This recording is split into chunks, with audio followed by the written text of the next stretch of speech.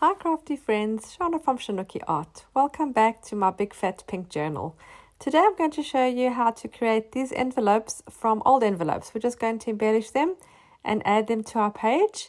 And at the moment they're empty, but they're a great place to store ephemera, little letters, or anything interesting for your journal. So if you have old envelopes, let me show you how to make them pretty like this, add the closure, and add them to your page. The envelopes I'm using are these two. They're actually from little gifts that my children got from overseas. This one is actually torn almost in half, but I will fix that and we will decorate. I'm first going to quickly see where they're going to fit. They're quite large, but I do want to put two on the page across. So I'm just going to see that they actually do fit before I start anything. It's a bit of a squeeze, but I think they'll look good next to each other. Although I'm sticking them flat onto the page, I do want to repair the one that is torn so that when I put anything in, it doesn't sort of get hooked in the torn pieces. I'm just going to repair it using a piece of masking tape, nothing too fancy. I'm just going to overlap the papers where they are fitting together. It fits together like a puzzle, which is nice and easy, and I'm just adding the masking tape. I'm going to add a piece of masking tape inside too, along the tear line. This is just to smooth it out, so if I put anything in, it can sort of go in and out nice and easily. I want my envelopes to have a vintage feel, because that's the feel of my journal. I'm using these pages, they're from an old encyclopedia. They're sort of like the index part. I like that it has 3 columns, so quite a bit of writing. And I'm going to attach them onto the back of the envelope. That'll be the part that is showing. And here we have a little bit of a tear still on the side of this envelope, so I'm just going to patch that up too with some masking tape. Using the Mod Podge and a paintbrush, I'm going to apply it directly onto the back of the envelope. Now, the Mod Podge works well because the actual paper of the envelope is quite thick, so it takes it well. If it is something a little thinner, you could just use a glue stick. I've applied all around and I've concentrated also on the edges and the corners, and then I'm applying my book page on and pressing well. I'm going to do the same on the other one. I am though going to stick the paper down in the other direction, so there is some difference between the two envelopes.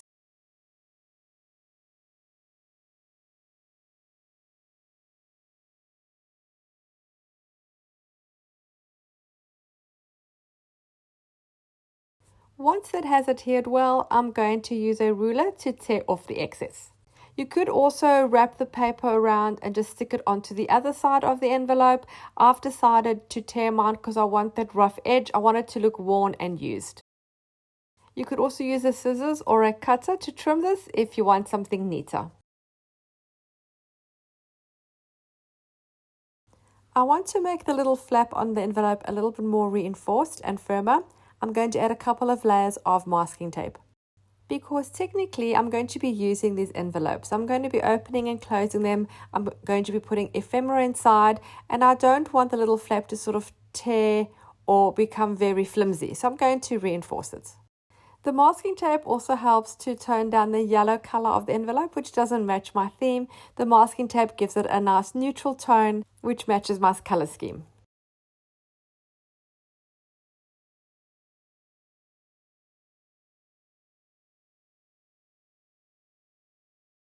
Then for the flap of the envelope, I want to use a different print or different paper, so you can tell the difference once the envelope is closed, and to create some differentiation. I have this sheet music where it's got the beautiful writing at the bottom and it's nice and white. That'll fit well. So I'm going to do one with that paper. Again, as easy as glue and stick with Mod Podge.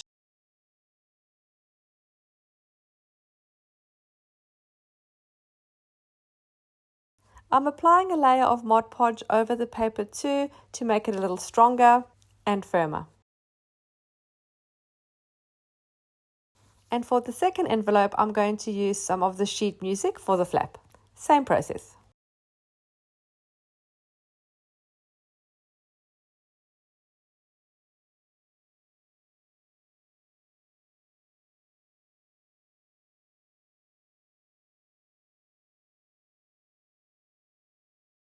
Once that's very nice and dry, I'm going to trim off the excess. This time I'm going to use a scissors.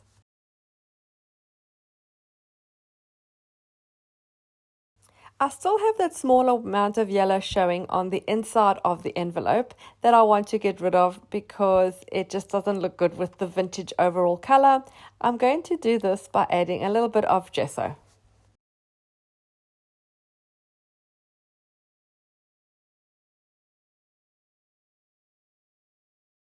You will only really be able to see this part when the envelope is open, but I know it'll bother me if I don't change it now because I really don't like that yellow for this project. So a small change for big impact.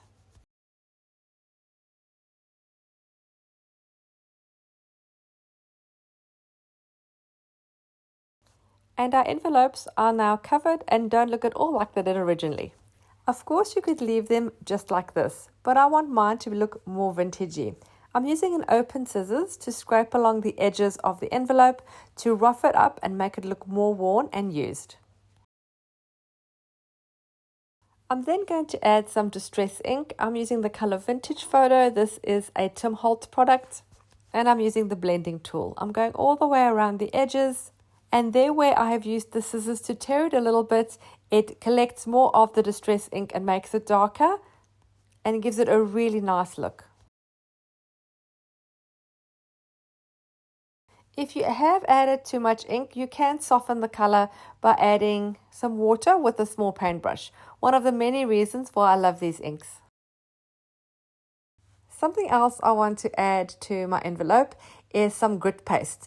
This is also a Tim Holtz product and it's sort of like a texture paste, but it's more coarse. It feels like there's a very fine sand that is in the texture paste. Using a small spatula, I'm going to add a small amount just to some of the edges of my envelope. This step, of course, is optional. I'm now going to dry this really well and then I'm going to add some ink.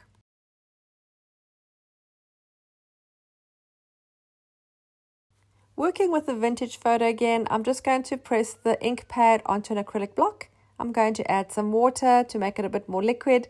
And then I'm going to use a small paintbrush and dab it onto the areas of the grit paste that I just applied.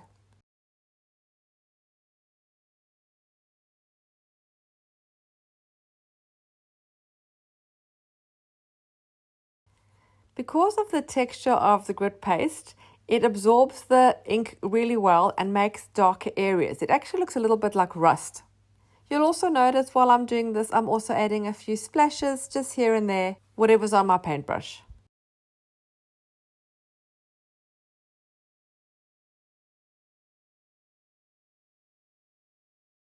I want it to look stained and like it has foxing from very many years of use.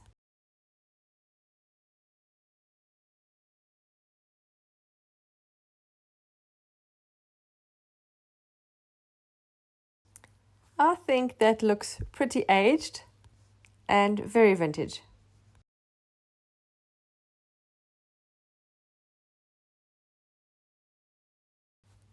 Back to the journal, let's see how we're going to put these onto the page.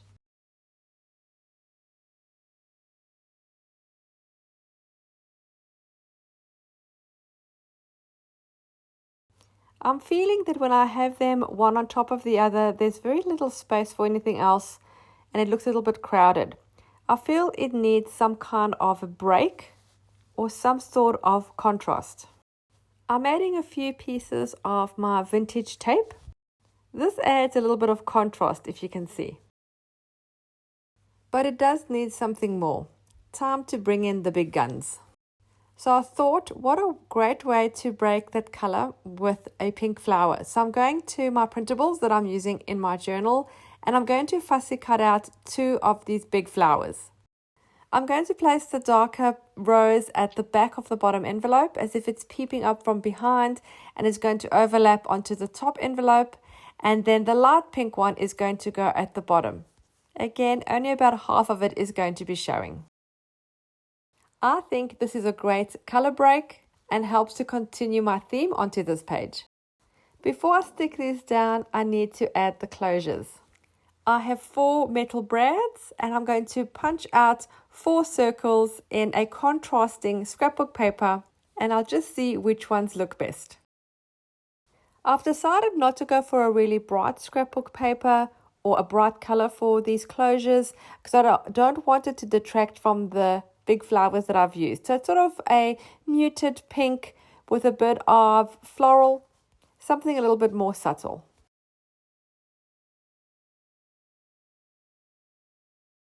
I'm going to measure the center of the envelope flap just so I know where to place my brad, making a soft pencil mark. I'm then going to use my awl to punch through. I'm also going to punch through the center of my circle. I'm then going to place the brad through the circle and then place the whole thing through the hole that I made on the envelope flap. And then on the other side, I'm going to open the two pieces of the brad and flatten them out. As easy as that. I'm then going to measure and mark where my other brad is going to go, and I'm going to repeat the process on the second envelope too.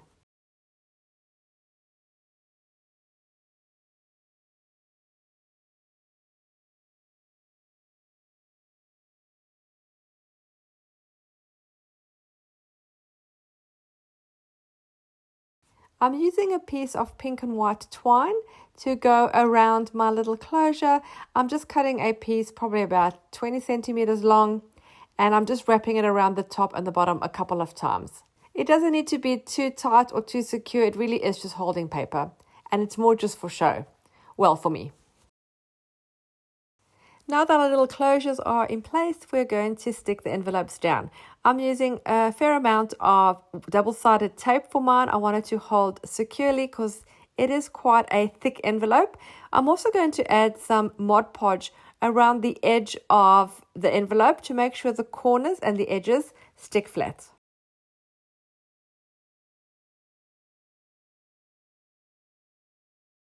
Once all the adhesives are added, I'm going to stick it down.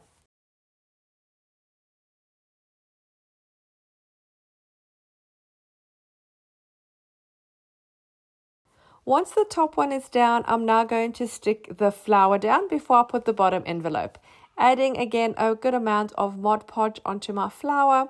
I'm going to stick it down. I am moving it more to the left, so it actually goes onto the adjacent page as well.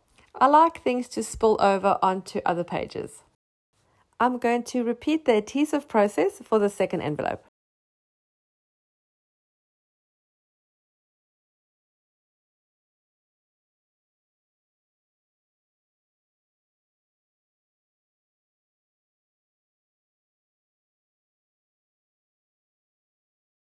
And then paste down the second pink flower. For this one, I decided not to trim it off, but to glue it onto the back. So I added some glue and then folded it up. That'll add some interest when I do that page. A couple more pieces of the vintage tape.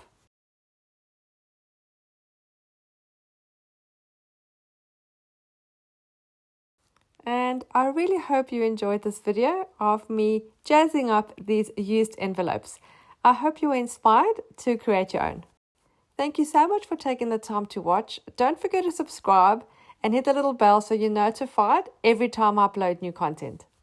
Thanks again for watching. Happy creating, and I'll see you again soon. Bye.